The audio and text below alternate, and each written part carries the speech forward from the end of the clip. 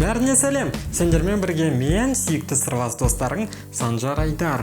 Бүгін біз өтірік айту жайында әңгімелесеміз.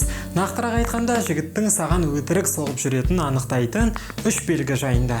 Жалпы мен үшін өтірік айту басқа адамның жасай алатын ең жағымсыз іс-әрекеттері қатарына кіреді. Себебі өтіріктің құйрығы бірақ тұтам деп айтады. Яғни кез келген өтірік түбінде ашылып, оның соңы жақсылыққа келмейтінін білеміз.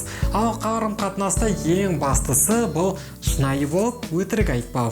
Жігіт пен қыз арасындағы сенім тікелей осыған негізделеді.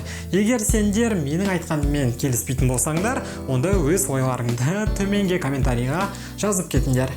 Қыз бен жігіт арасындағы қарым-қатынаста шынайылық пен ашық болудан артық не бар? Міне, осы үшін мен бұл видеоны бүгін түсіруге бел будым. Яғни бүгін біз шынайы немесе өтірікті көп айтатын, сені шынымен жақсы көретін немесе жай ғана ойыншық ретінде пайдаланғысы келетін жігіттердің ара жігін анықтайтын боламыз. Соған арнап мен жігіттің саған өтірік соғып жүретінін анықтайтын үш белгі дайындадым. Дайынсың ба? Онда кеттік.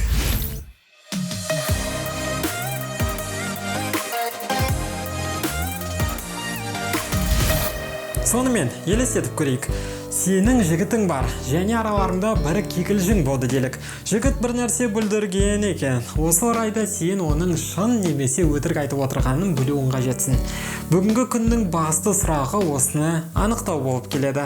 Жағдай шынымен де күрделі болса, онда соңынан бастау керекпіз. Өтірік айтуға қарсылық бұл шындық айту.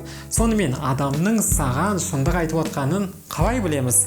Негізінде өтірік айту ішкі түйсікке қылмыс ретінде көрінеді. Сол үшін адам оны барынша жасырғысы келеді. Бірақ жігітке қанша жерден сенің ойыңа, сенің пікіріңе бәрібір болса да, ол құтылу үшін үш нәрсені жасайды. Біріншісі бұл әңгіменің тақырыбын өзгертеді. Неғұрлым тез болса, соғұрлым жақсы. Себебі ми солай жұмыс жасайды. Өтірік хикая ойлап тауып, оны бірден айтып отыру да өнерге жатады. Егер жігіт шындықты айтып отырса, онда ол әңгімеден қаша қоймас. Және сенің оған қойған әрбір сұрағыңа еш мүдірмей жауап бере алады.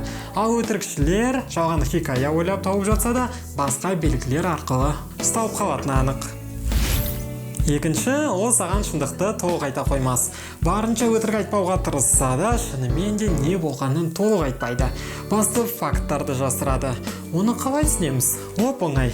Жігіт саған нақты еш нәрсе айтпайды. Сен не болғанын сұрасаң, жауап ретінде тек бір ғана сөйлем естисің.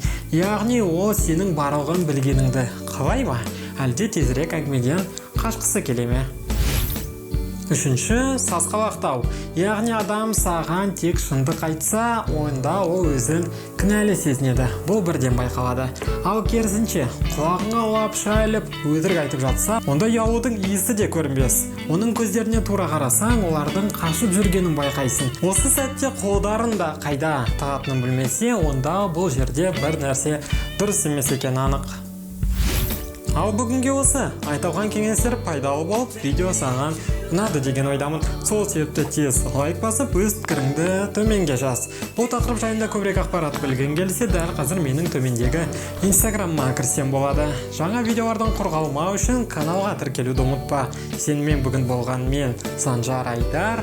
Келесі видеоларда көріскенше.